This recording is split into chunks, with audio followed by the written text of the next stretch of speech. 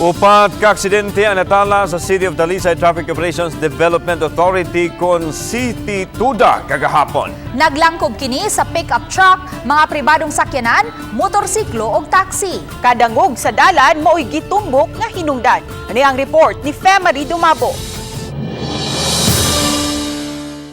Usa sa mga disgrasya ang nahitabo gahapon sa udto at tubangan sa City of Talisay Traffic Operations Development Authority nga opisina sa Bay Cebu South Coastal Road sa Barangay Lawaan 2. Nalumping ang usa ka bahin sa railing sa Daplin Sedan.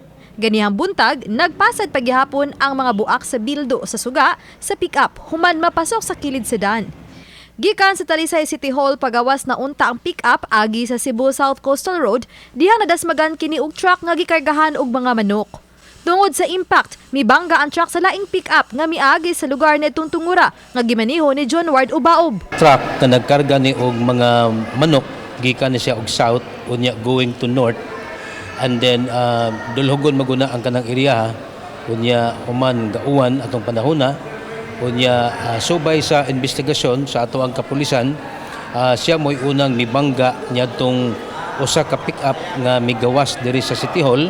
O sa layo pa nakakita na kog nanay ni guho nga katong sakyanan nya din ako ma-identify kung moving ba sa kwan basta akong nakita si plat ra ba na ini aksyon guho dayon pag ambihas mi ato katong truck forward pag dulduol na naigo na to sa estrada kani paka man. Mato ni Joy Tumulak, hepe sa City Toda, nga mipasabot ang driver sa truck nga kalit lang migawas ang pick-up gikan sa City Hall ug wa niya mabantayi. Misway unta og preno ang driver apan wa na kini mo paak tungod sa kadangog sedan niadtong higayuna. Laing panagbangga sa mga sakyanan usabang nahitabo sa Cebu South Coastal Road nga naglambigit sa duha ka pribadong sakyanan ug taxi. Laing panagbangga usab tali sa motorsiklo ug auto sa may Natalio Bacalso Avenue sa Barangay Lawaan 3, Dakbayan sa Talisay.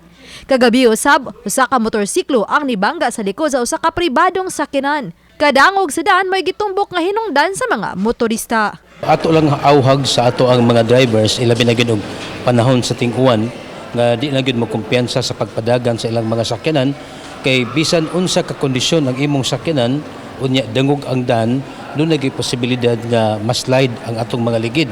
So muna nga auhag lang nato nga di lang gyud magpakusog sa pagpadagan. Uban ni Felipe Patricio Grod Prado, Femery Dumabok. Balitang Bisdak.